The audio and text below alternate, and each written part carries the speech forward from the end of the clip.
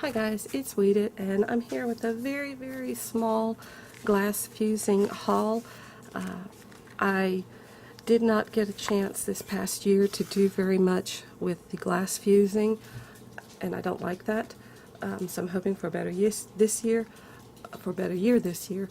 I did have some glass fusing supplies that I bought last year that I didn't get a chance to use up, so I didn't want to buy too much this year. I still have plenty of things to play with, but I did find a few that I felt like I wanted to try.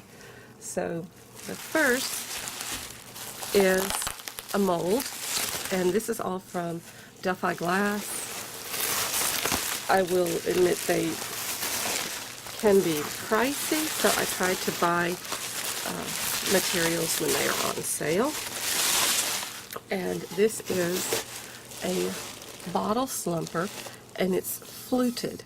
So I had to measure my kiln, and this will fit in it. I wanted to, I've done that before. I've bought molds and then realized, whoops, doesn't go in the right kiln.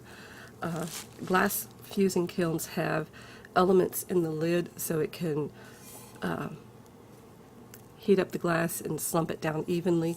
It's very hard to do some of the slumping things in a ceramic kiln, because in a ceramic kiln the elements are on the side of the kiln, so the ends will heat up. And if you're doing something like a bottle, if it seals the neck up and traps air inside, you're not going to get a very good result. So for something like this, a glass fusing kiln is ideal, and I love the way this is fluted. So the one thing that I have ordered that has not come in is boron nitride, and I use boron nitride primarily with my molds because it's an aerosol and it will spray and release very nicely. It is quite pricey, so I believe the can that I have left is 4 ounces. The can that I have ordered is 8 ounces, I believe, and it was right at $50. So maybe a few dollars less than that. And this is a boring one, but a critical one. Shelf paper. And I'm fussy about shelf paper. Shelf paper, you lay the paper down on your kiln shelf directly and then put your glass on top of it, and it stops the glass from fusing to the shelf.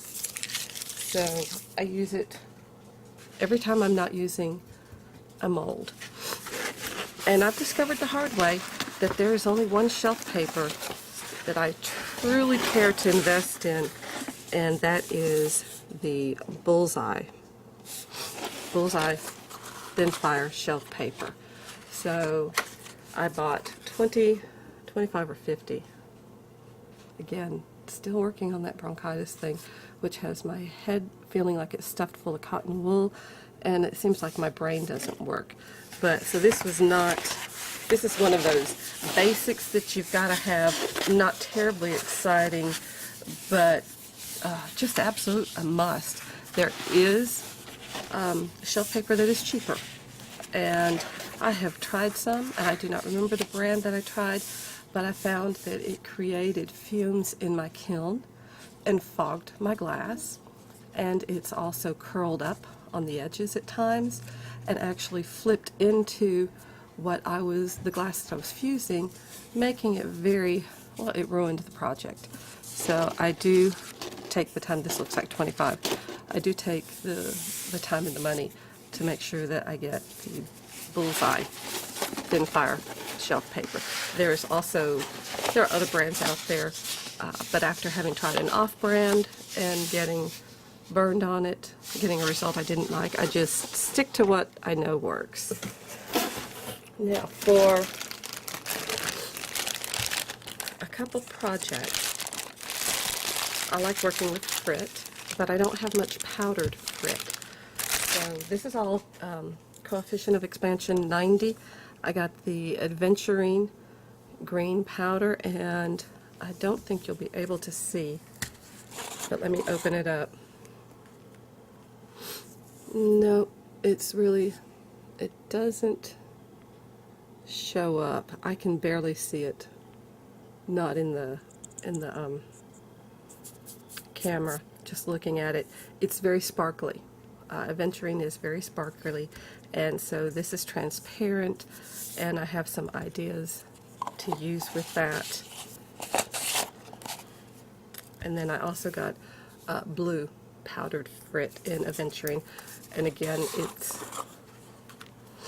transparent and it's got sparkles in it, and it's really not catching the light enough to show.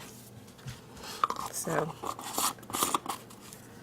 have some ideas. Really want to play with these two. You can get, if you're just testing out powders, you can get 5 ounces. I bought a pound in each, but you can get 5 ounces. It's just a little bit. Usually they put it in like solo cups, condiment cups that have little plastic lids you can pop on, and it's enough to play with to give you an idea. But you'll find that if you know that it's something that you're going to use and use a fair bit of, buying it in a pound quantity is a whole lot less expensive. And now for the truly fun purchase, and this is dichroic glass. Every year I try to pick up some dichroic glass. Last year I picked up clear, dichroic on clear mostly, and this year, because I didn't get to use much last year, so I have plenty of the clear left, so I picked up dichroic on black. It's not thin, which I'm okay with. I can work around that. Usually I try. I need to get something to cut this so we can see inside. That was not me thinking ahead, and oops, I just tilted you. So let me grab a pair of scissors. And this is experimental CBS dichroic on black. And again, this is from Delphi Glass, and they put it on sale usually at the end of the year. However, I have found, even if you look on Amazon, you can find about the same deal throughout the year. And I bought a pound of it, and so here's the first one. And then I've got a little piece broken off, and you can see there'll be some imperfections, but honestly, for the price, and I think this is just gorgeous. It's got kind of that floral daisy look to it. This has got a wave and sort of some stringer look to it.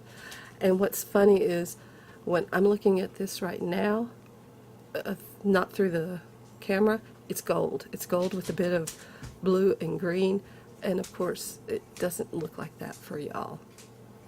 So, and then there's a little bit more of this, and again, you kind of get some scrap pieces, but even this, where you don't have the dichroic directly on this black, that can give a really interesting look to a pendant. So that's that pack. Let's see what I got in this pack.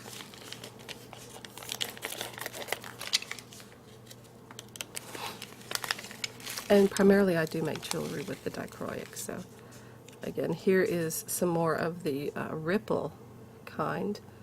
And again, looking at it, it's flashing between gold, blue, and green here. It doesn't have the same stringer look that this one has, though they're both ripple. And then some more of this gold, red, gorgeous. Oh wow, this is bright. Look at this, is just real brilliant Kelly green. That is. Oh, and now when I tilt it this way, I get a totally different look. Just incredible. And sort of a bit of a tie-dye on this one. This will make very fun pendants. You don't have any idea what you're getting, which again, that's fine for me. I actually like kind of the surprise. And some more of that, whoa, some more of that daisy. And this is on thin. This one is on thin glass. Was that other and I missed it. No, the other was not. Whoops, and here I go. The other was not, and this has more of the purple in it. Well, this has got, yeah, there we go. And then some more of that ripple with different colors. That thin with the daisy print. Ripple with different combinations. These two are the same. And there's that daisy that is in more of the blue-green, whereas this is more of some purple and blue. And that does not have a dichroic coating, and then that little one does. And then for the last one, so fun. Okay, that ripple again with the blue-green, and my finger caught on something right there. Okay. You have to be very, very careful when you're handling the glass. Oh, that's brilliant green. Green and turquoise. Oh my gosh. That is a different color than I've had on the others. That is just amazing. That's that daisy pattern. More of that tie-dye finish. There's some imperfections right there, but we'll probably just add interest when I do fire it. And then some more of the ripple in the warm colors. So, other than the boron nitride that I have on back order, that will be it for my glass haul for this year, probably. I don't see me, I've got plenty to play with. So, hopefully you will see me soon having worked with this. Bye, guys.